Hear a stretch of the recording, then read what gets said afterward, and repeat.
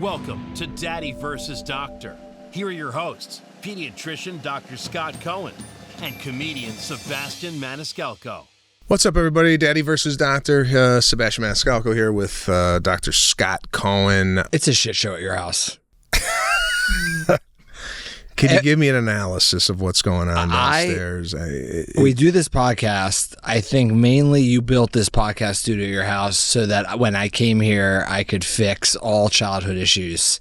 Because I've never come here and not been consulted about something. So I walk in, somebody's got 102 fever. Yeah. Somebody's in a closet screaming. Mm-hmm. Is this normal? And your kids are acting perfectly well behaved. I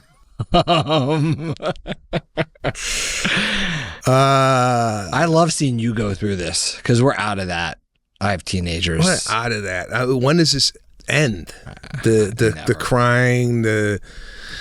Let me set the table. Yeah. Serafina is sick. Yep. Last night. Sorry.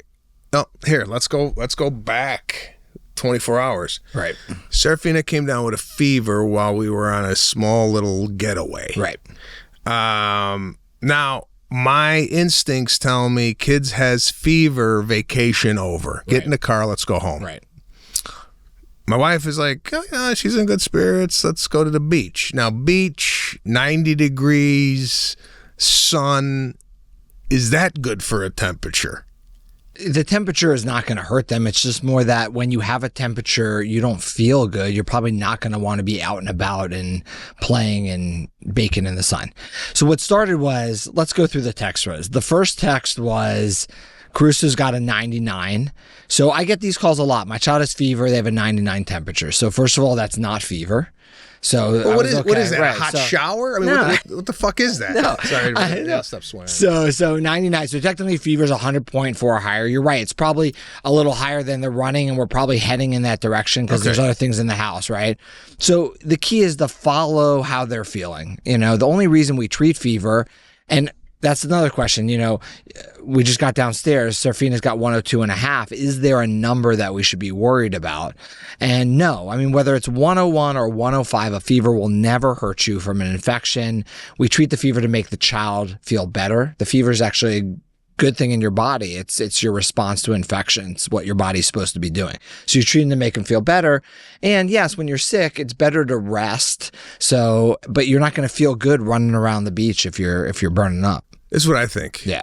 You're at the beach, you got 100-degree temperature, sun hits you, that's going to cook you up to 103. Yeah, no. Right. I mean, it's not going to cook you up. You're having the fever because of something internally going on. Yeah, I mean, it could raise it to your body temperature, yes, but not necessarily that 100 to 103. Okay. Yeah. I just think it's more, you don't feel, when you're sick, you don't feel good. You don't want to be out on the beach baking in the sun. No. You're right. When you're hot in general, you want to be in a cool environment and relaxed. Yeah. Not at a hot beach. Okay. So. And infecting everybody else at the hotel. She seemed to be okay at the beach. Fine. She building castles, what have you. Came home last night and it spiked. Yeah. Now, I go, because, there's screaming coming from the room. Right. Daddy, mommy, What's your take on sleeping with the kid during a cold? Do you leave the kid alone? What did you do? Yeah, I don't want to get sick, so I go to a different house altogether. Nah, I think everything goes out the window. All your rules go out the window when your child's sick, So if, younger kids and you were sleep training and they're waking up in the middle of the night and they're not feeling well, of course you're going to pick them up. Of course you're going to hold them, and maybe you're going to sleep with them and you're going to comfort them, because I think that's the right thing to do. So I think everything goes out the window when they're not feeling well. All right.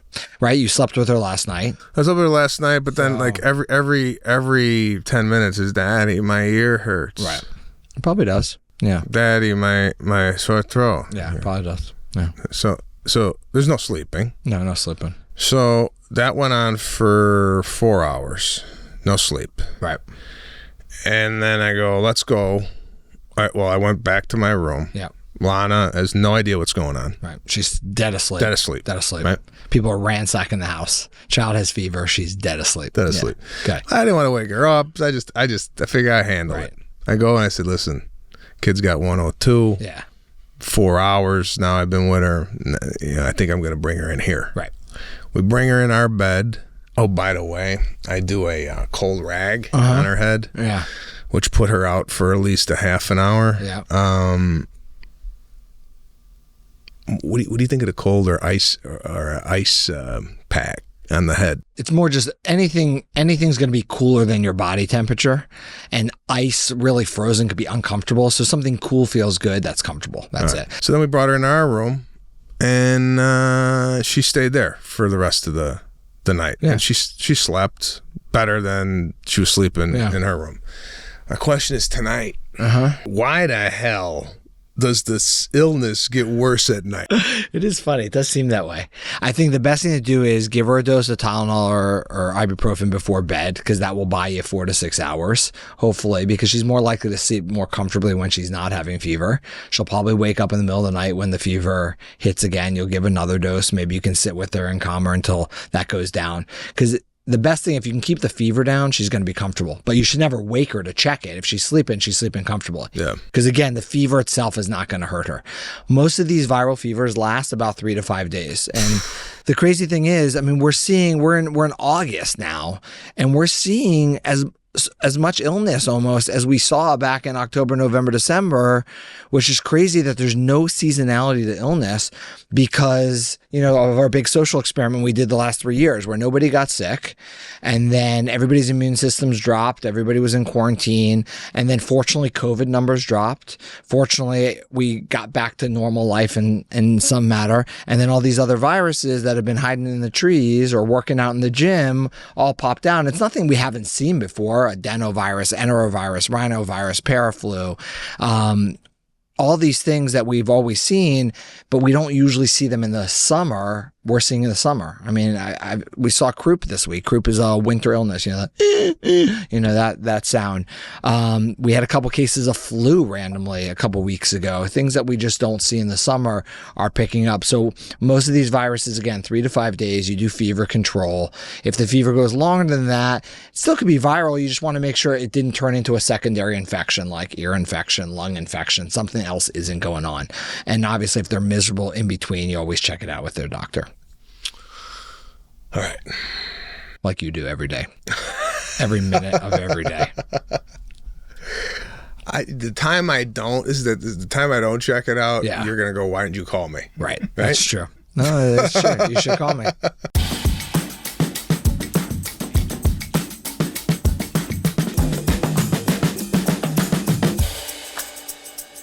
Oh God! So it's been a trend. Yeah. So I'm coming off like 3 hours of sleep here. I want to figure out how tonight's gonna go before tonight happens.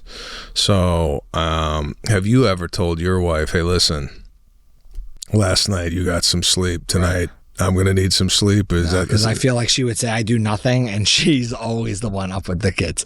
She's a much better parent than I am. Let's just put it out there. So no, it's funny because when you tell these stories on our podcast, you are always like parent of the year. Yeah, I'm not saying I need a you always have like a nice little story or song or wet wipe you give them.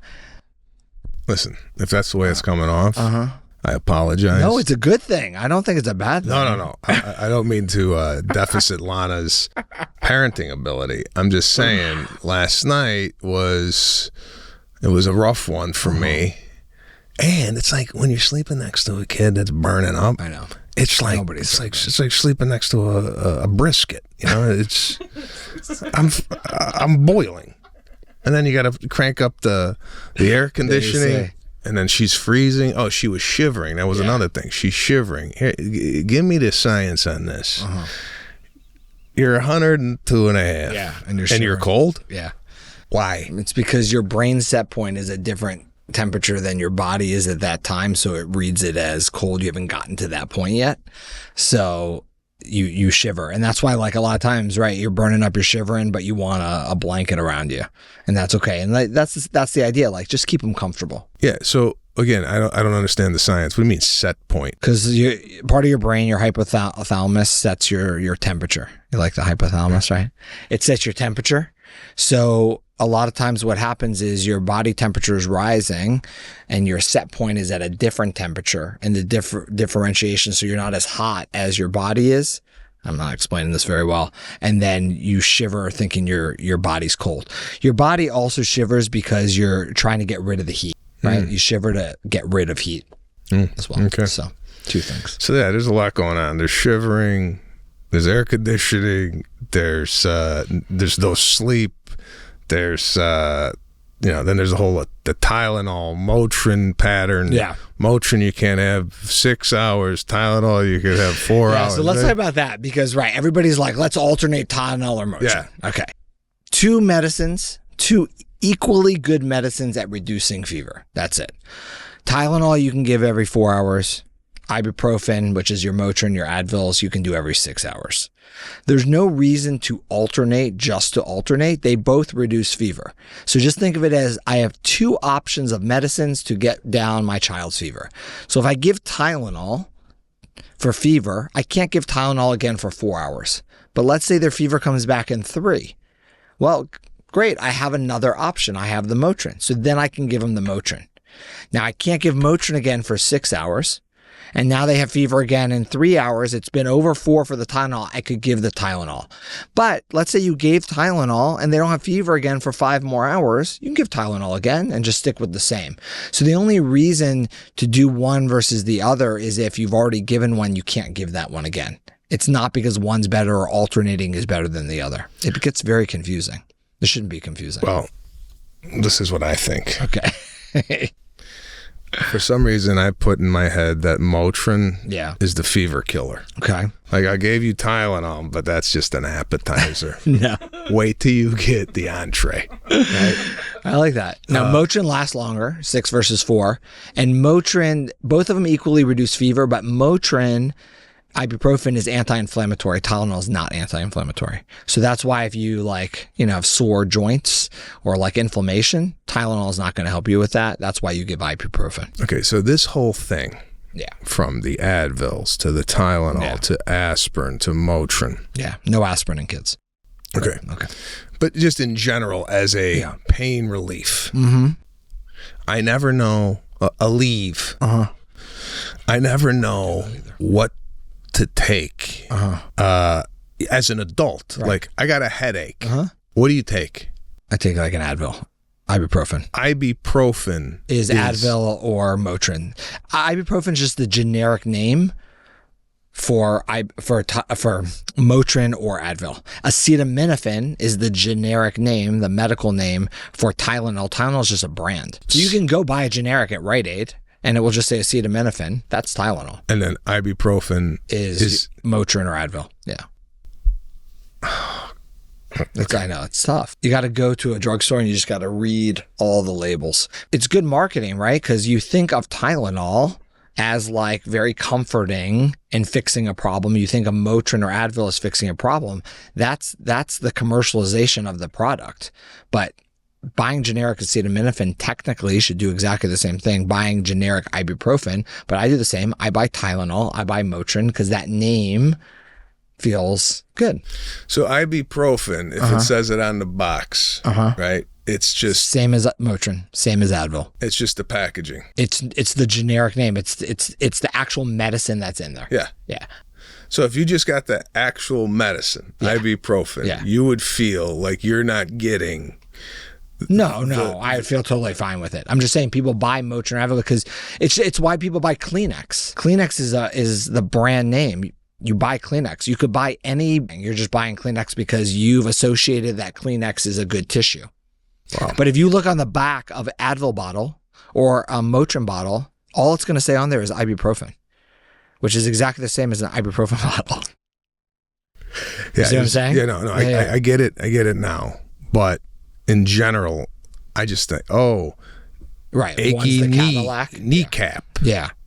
Aleve? Yeah, you could do that, but Motrin would be fine. All right. Ibuprofen. And what does aspirin do? No, aspirin is when we were younger, people gave for fever. The problem is there's a rare issue with aspirin that it can cause something called Rise syndrome. So we don't give aspirin to children. prior to like late teens. So we just basically tell parents no aspirin. That's why you don't see people ever buy aspirin anymore. I don't know. I've the aspirin around my house was for you. Was it's prevalent. like it was like right. It was. And then we found out that it can cause this issue, so we don't do it. And that's why you'll never hear parents be like, "I gave my child aspirin for fever." We just don't do it. Okay. It's not marketed that way either. But when you grow older, I keep hearing take aspirin. Yeah. I keep hearing this. I take one baby aspirin. Yeah. What's a baby aspirin? 81 milligrams. That's what they call them. A little baby aspirin. It's a baby aspirin, but you're not supposed to give it to babies. That is true. Yeah, it just got named that. Yeah. So, what the hell does baby aspirin do in an adult? The idea is like a blood thinner. Like if you're going on long airplane rides, the idea is that some people who are more prone to like clotting, you take a baby aspirin. Okay. But it doesn't. Healthy people don't technically need to do that. Okay. Yeah. Do you take a baby aspirin? I don't take a baby aspirin, but I was wondering why no one's using aspirin as much as they did in the 80s. Exactly. I just felt like it to was kids. Commercials. Commercials. The aspirin.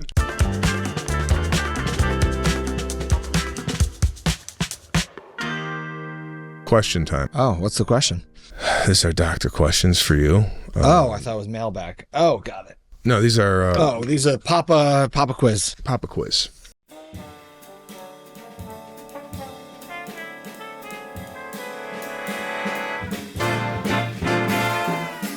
Which vitamin deficiency in children can lead to rickets? Vitamin D deficiency. Yeah. What is rickets? Rickets. It's vitamin D deficiency.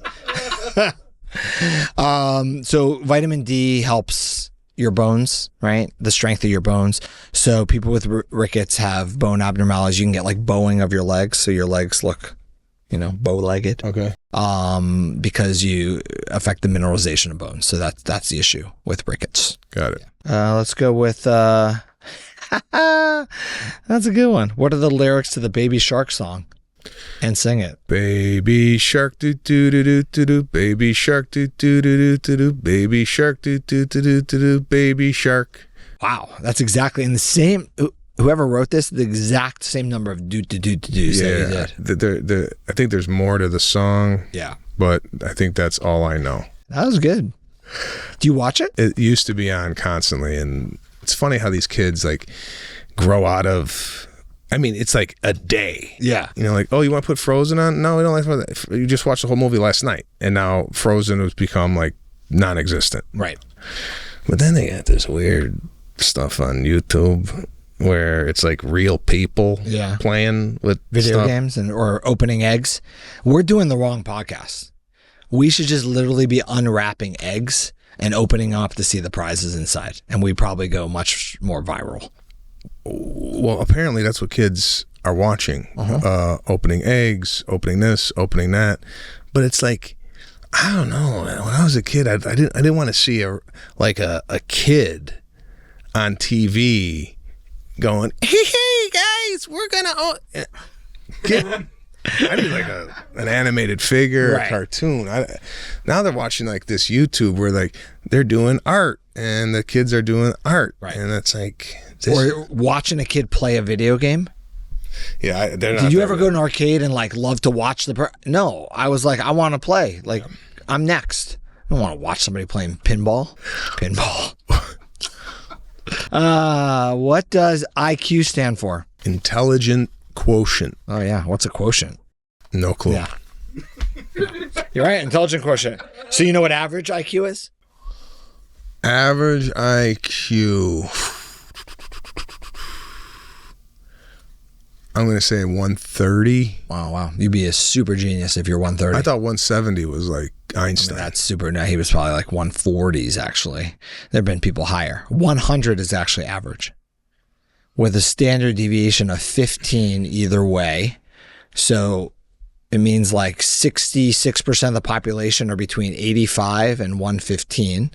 Next 15, so 115 to 130. If you're over 130, you're the top 5%. 95% of the population is going to be under 130. Do you know what you are?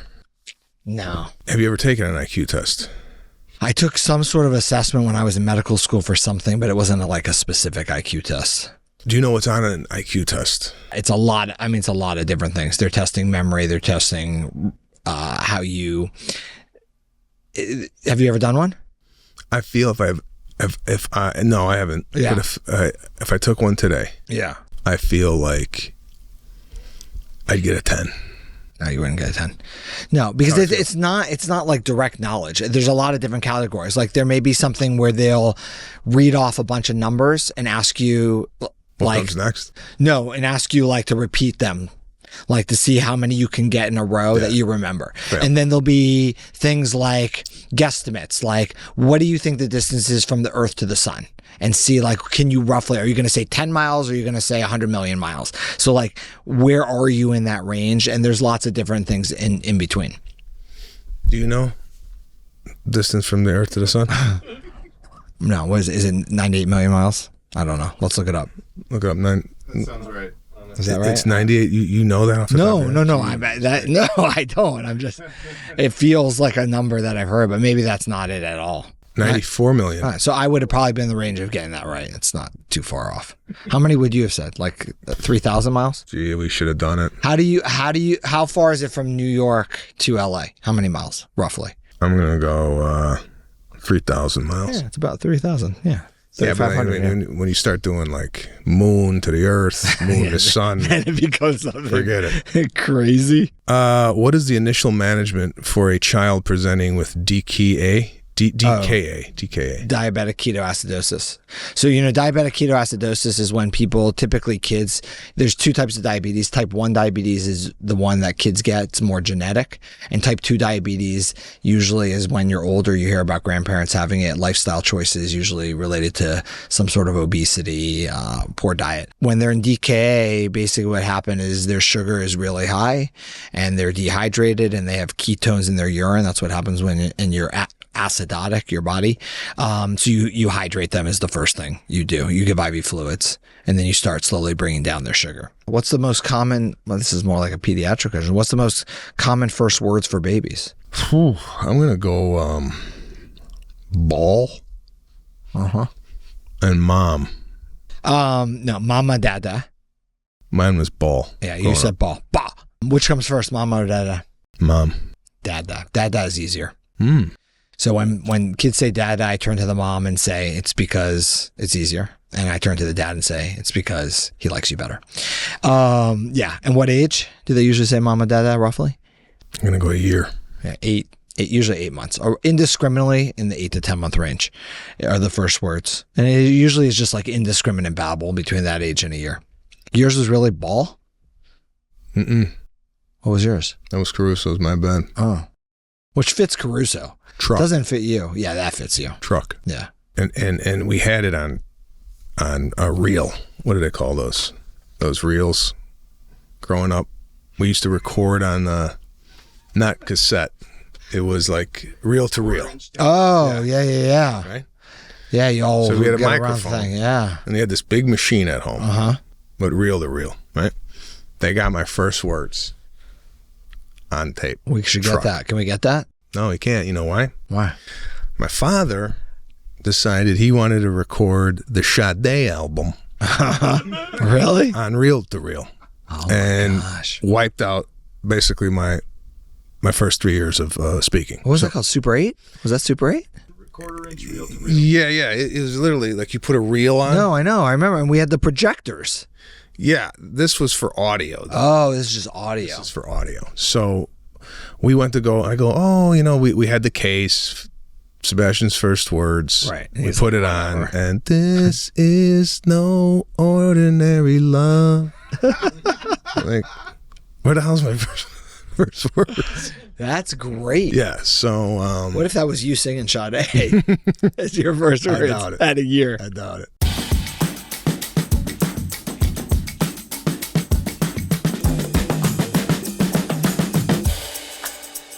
Yeah, let's go toy time. Let's do a toy time. Toy time. Oh, wow. Ooh, this is great. Did you have one growing up? I did. Yeah. This is a yo-yo by Duncan. Uh-huh. Let's see. Wait, could you do any tricks? Like walk the dog or around the world? No. Nothing? But without looking, how old do you think you have to be to use this? What's the recommended age? I mean, to be able to do it, 5? 6. Okay. It's very advanced. At 5 years of age. Again, these were not this hard to open when we were kids. I feel like Packaging has gotten worse. I feel like when we were kids, you would be able to rip this off, just rip it right off. I don't think there was a package. I think you went and you just grabbed a yo-yo and Yeah. that was You're it. right. You're right. I don't think nobody there was packaged packaging. it. The yo-yo, the package costs more than the yo-yo. We'll just use yours. I don't think I got it. I wanna do you oh my gosh. Yeah. Wow. It's like Let's see. Oh, and then there it is. Oh, comes let's see. Now, do you do the up down or the flip out like the Spider-Man? Ready? Ready? Oh, it's been a while. That wasn't very good. all right. You got it? Into Wow. Hold on. Yeah, this is not working. No, I felt like I was much better. Much better than the one. Oh, there it is. There we go. Watch that. There it is. Oh, see? But then, Duncan, come on. Yo-yos are fun. I wonder if my teenagers... Wow, look at that. Wow. That's a shame. I'm going to bring this home because I don't know. I'll videotape. I don't know if my teenage girls... I don't know that they've ever even seen a yo-yo. No, they must have seen one, but I don't know if they can do it. See? Look at that. And then walk the dog. Oh. I don't even know the... The lingo? I like this one. It makes me feel good. Like when you flip it down like that, it comes out. I thought the whole thing was to catch it on its way up. Yeah. And people do the cradle. This is awesome. Yeah. I felt like this was a lot easier as a kid. I agree with you. But it's a 5. It's a 5 popsicle toy. You can't go wrong with a yo-yo. How long do you think a yo-yo would last in today's kid's hand? 10 6-year-old? seconds. 10 seconds, right? 10 seconds. How the heck is this fun? I'm just saying. Maybe growing up because we had nothing to do. Growing up, I feel like we played this for days and I feel like you'd days just and be sitting days. there Yeah. like this all day long. Yeah. And again, this is not how it's supposed to be. You don't look very I don't know what happened. adept. My motor skills used to be a lot more intact. And you know what? You know what's hitting me right now? No sleep. Is that your excuse for not being able to do the yo-yo is no sleep? And then once it gets tangled like this, Yeah, I think the game's it's done. over. I think You're the game's done. over. It's good. No one's These are working good. out a yo-yo tangle. Do they have I like that it has instructions. Wow. How long has this been around? Duncan? Yeah. Well, yeah. I mean, it says Duncan. 9 decades. Well, they're still in business, so they're doing That something is right. Someone's crazy. still doing this. But like, how do you go from say FIFA 2023 Right, to this? to this? I feel like especially some kids are just gonna knock somebody with this. Yeah, it's a Yeah. weapon. I love it. But we got to give nostalgic. it. We'll give it a 5 star. I give it 5 stars for the nostalgia. This is like Indiana Jones and Yeah, Top yeah. Gun. This is like bringing me back. I'm gonna go and give this to Serafina to see how long this would occupy her time. You know what? I'm actually. Yeah. I'm gonna go here. You want to play a yo-yo? And she's gonna go. No, I want to watch somebody open up an egg.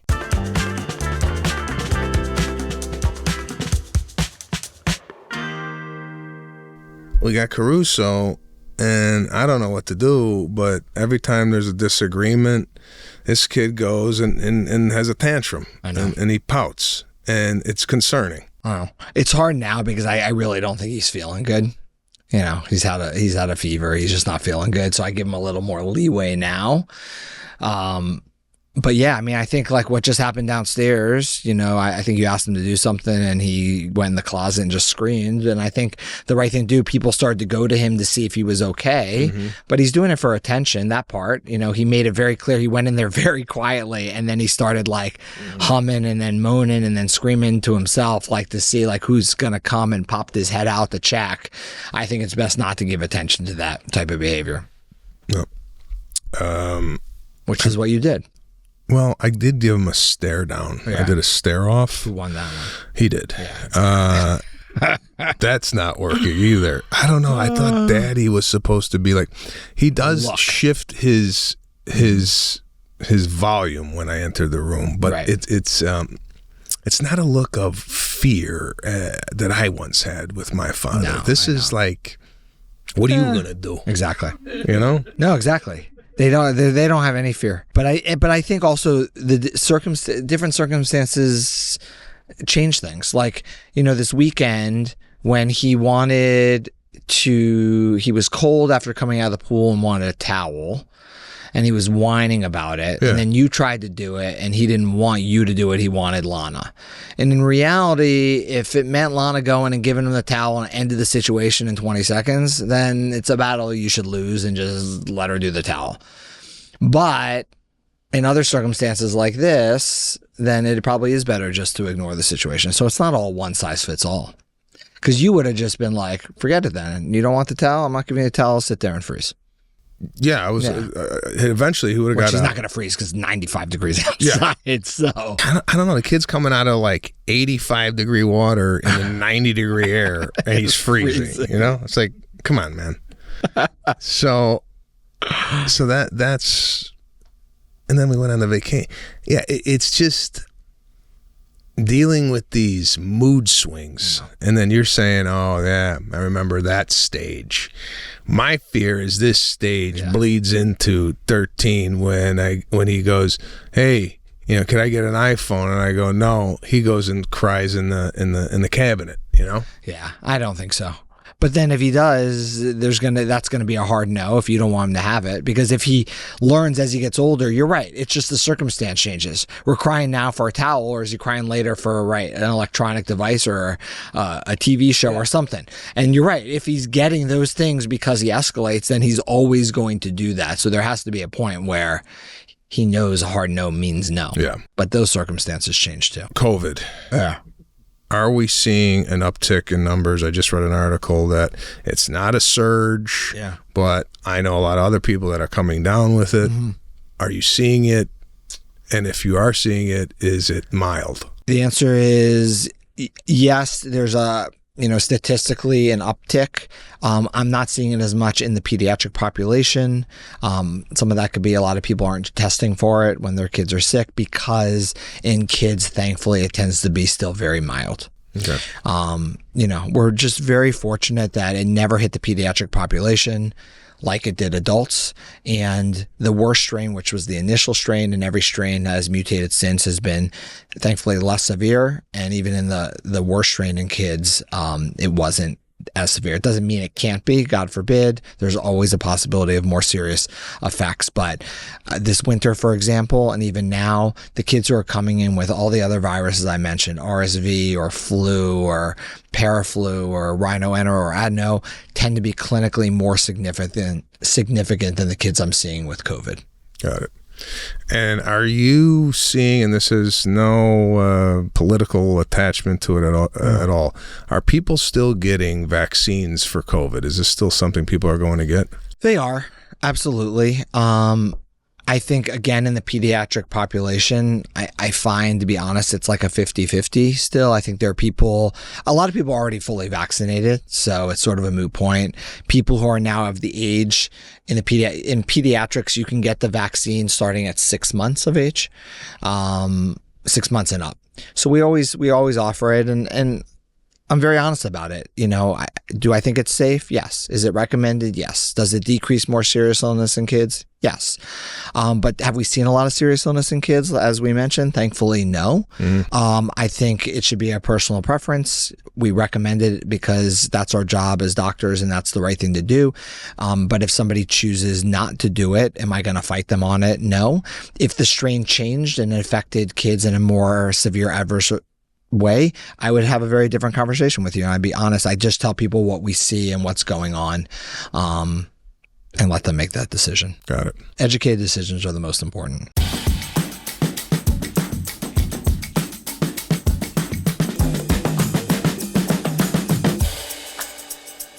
Welcome to Mailbag, everyone, where we read your mail and try and find out answers, give suggestions. We're going to jump right into the bag. Here's one for you. Hello, my teenagers has started referring to me by my first name. Okay. Should I see this as a sign of growing independence or lack of respect? Looking forward to your advice, Margaret from St. Louis. What do you think of the first name vibe? I wouldn't want my child to call me by their first name. Just doesn't feel right to me, but it doesn't mean there's something wrong. How are they saying it? Sebastian. Yeah, I don't know. Let's say someone comes in, a kid comes into your office and said, 10 years old, says, Scott, I got a sore throat. Right. Do you go, what? Yeah. Or do you go, well, here's some ibuprofen? I turn to the parent. I'm like, teach your kid some respect. You would say that? Dr. Cohen. No, not at all. Not at all. I would let them call me Scott. Then I'd leave the office and tell everybody else that this kid should have called me Dr. Cohen. No, it doesn't bother me. I think that most likely they would be, I think the parents may intervene and say, Dr. Scott, Dr. Cohen. I don't know. It doesn't bother me. I've never been held up on terms being called doctor or anything else. I don't know. What do you want like Serafina's friends to call you Mr. Maniscalco, Sebastian? Like if somebody said Mr. Maniscalco, would you say, no, please, it's Sebastian? No, I'd go finally. Yeah. I feel like you work your whole life to be Mr. Right. And then all of a sudden now you're not getting the respect that you deserve. Right. I don't want a 4-year-old going, hey, Sebastian, you mind passing me some water? Right. I feel like we're on the same playing field, I'd say, Mr. Maniscalco, do you have any water that I could please have? Something, I don't know. I'm not into the whole like casual reference to adults. I mean, I still call my next door neighbor by his last name. Right. And he's 75, I'm 50, right. And I'm going Mr., See, what's interesting, it's actually what you said. I think it's less about how it makes me feel. It's more of sort of a sign of respect of that person in the sense of, right, people who naturally go up to it and, hi, Mr. So-and-so, hi, Dr. So-and-so, you immediately think that they're like a polite, respectful human being, as opposed to somebody who's just like, hey, or Scott, or, your feeling about them may be a little bit different when it comes off that way, don't you think? No, I agree. The only one I make call me Dr. Cohen is my wife. So everybody else understandable. Exactly. Understandable. Hey, this is Amanda from New York. My kids want to start a lemonade stand, but with coffee instead. How can I support their entrepreneurial spirit while maintaining a sleep schedule? What? That took a sort of turn. Here's my take on lemonade. Okay. Yeah, let's talk about the lemonade stand. I don't. So my father and I were going to a golf tournament, and we passed by a lemonade stand. Okay. Hey, lemonade. Pull over. I said, how much for lemonade? $5. For, all right. Brought out 2 cans of lemonade. Right? I'm sorry. Oh, didn't make it? No. Oh, wow. 2 canned lemonades. And it was kids. And I got the can. I told my father, I go, canned? Isn't the whole thing right about a lemonade stand, squeezing the lemons, making the lemonade, putting it in the tank, making the sign, the ice, the this, the sitting that. out there in the heat? Yeah. And they're passing out cans? Right. I almost asked for a refund. Yeah. I feel like you were shafted. I mean, this is the entrepreneurial spirit that the parents are teaching the kids now. Right. No, nobody wants to work. No. Go Amazon. They took some cans out of the garage, put them in ice, and they're making $4.50 a can. No, well, that's the thing. They're obviously doing it knowing it cost me 50 cents and I'm going to make $4.50 and do nothing. When you're right, the lesson there is more of the job around it, which is like you said. So this is if you were going to do a lemonade stand, you're a child, you're a 10-year-old kid. And I think I know what you would do. You make the stand, make the lemonade, you do everything right. Would you, A, charge $5 a cup, knowing you're going to get it and you're a cute kid? Or would you charge $1 a cup, assuming that they're going to see that you're working hard and give you more money anyways? I think $5 was a little too steep for a lemonade stand. I feel like people pull up, and if it's $1, they'll throw you $5. Yeah. If it's $5, they're not really going to throw you $10. Right. Right. However, I'm going to flip it on you. Okay. Nowadays, right? Right. You do a lemonade stand. Mm-hmm. You make the lemonade. Yeah. Right? You sell the lemonade. Someone gets sick on your lemonade. Lawsuit. Right? That's what I feel like. That's what you have to think about nowadays, right? That's how sort I of feel. sad. That's how I feel now. That's why they were doing canned. Yeah. Because you can't blame sue them. Minute Maid rather than you sue That's my an son interesting thing, right? So maybe that's why they're doing it. Right. Plus, like, also in the lemonade vibe, it's like you got to even look at the people selling the lemonade nowadays. You know, it's like, is this a legit lemonade stand or what's going on here? You know? I mean, I think you got to add, some homemade cookies, some muffins with it. You got to put it all together. As soon as you add baked goods, it's a, you it's a whole different vibe. I want the whole thing.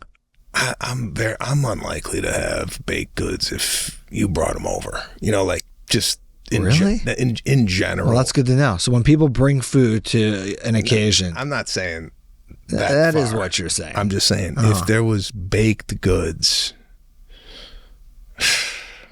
at a lemonade stand, I'd have a hard time getting a muffin. Did you have a lemonade stand as a kid? Did you do anything like that? Yeah, we had a lemonade stand, and that was all we had, though. We didn't we knew our lane. Right, you just did it. We're doing lemonade. But it was probably 10 cents. 10 cents. 10 cents in little Dixie cups. Yeah, and what we did, and this is a beautiful idea, and if you're out there listening, please try this. We went to where they were cutting lawn, construction site. We set up outside there. They come out. We'd get that almost built-in business. Right. See, that's smart. So you knew where to go. So if comedy doesn't work out for you, that's it. Lemonade stand. Maniscalco lemonade.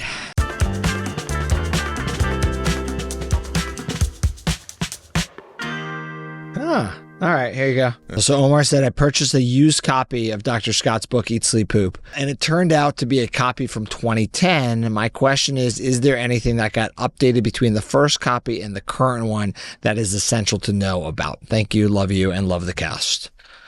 So we did a newer edition. Surprisingly, in pediatrics, general stuff, not much has changed. I mean, little things changed, like car seat rules, right?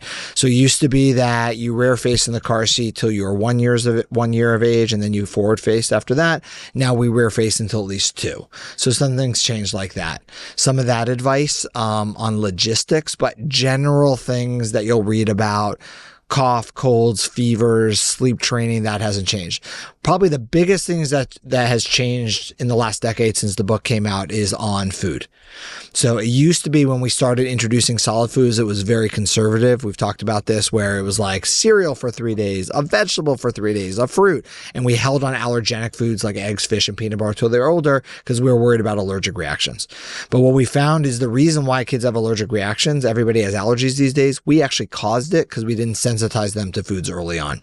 So now we've totally changed it to where how we grew up. When we grew up, our parents fed us whatever they were eating. They just mushed up what they were eating. All the foods, all the allergens, all the spices, and fed it to us. And that's what we should be doing from day one, because early introduction of a wide variety of foods creates a better eater and decreases allergies later on. So I'd say in the book, to me, that's one of the biggest changes. But the medical stuff, surprisingly, hasn't changed much in the last decade. So there isn't an updated version? No, there is an updated version since 2010. Let's send this guy like A new copy. Yeah, let's get him a brand new copy. No, Contact me. I'll send you a new copy of the book. No reason for you to be walking around with other people's Post-it notes. Used. How do you get a used one? My mom still has her copy. Yeah, some people sell it on Amazon. I'll give you one more before we leave here. Emma from Austin. My 4-year-old keeps trying to cook breakfast for the family. It's endearing. It's also a safety concern. How can I let her explore her culinary interests safely? What we've done is we've monitored the kids' whipping of an egg or pouring of the flour into the mixture or what have you. I think you could definitely navigate safety while cooking with a 4-year-old. 100%. Just don't have them operating the stove or the oven on their own. Yeah. But obviously helping out. There's so many things, mixing things, measuring ingredients out, bringing out ingredients, breaking things up. 100%. And I think it's a great thing to do with a kid. My girls loved cooking. Yeah, your girls really took to cooking. Yeah, we did that early on. It got them involved. And then we sold it in our lemonade stand. My 5-year-old insists on eating dinner under the table, claiming she's dining in her secret lair. Should I play along or enforce table manners? What do you think about what do you think about food outside the dinner table, whether it be in the living room, under the table?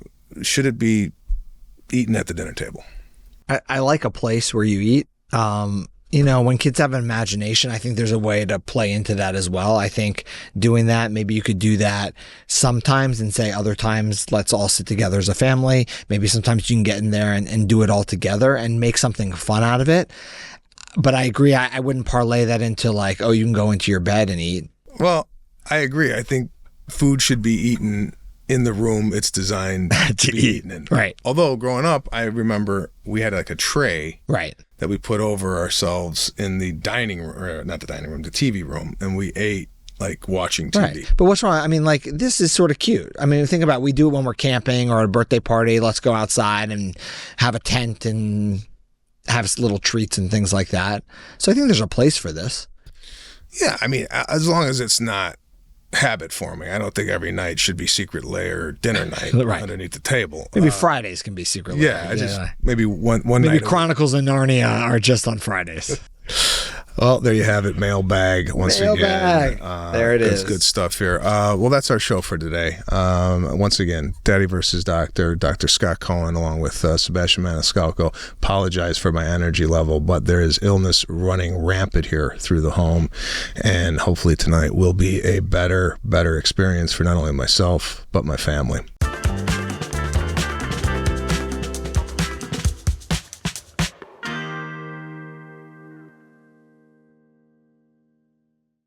The opinions expressed in this program are not intended as professional medical advice, as a diagnosis, as a treatment protocol, or as a substitute for professional medical advice from your physician. Please consider your own medical history and consult with your own physician for your specific healthcare and/or medical needs and about your concerns for yourself and your family.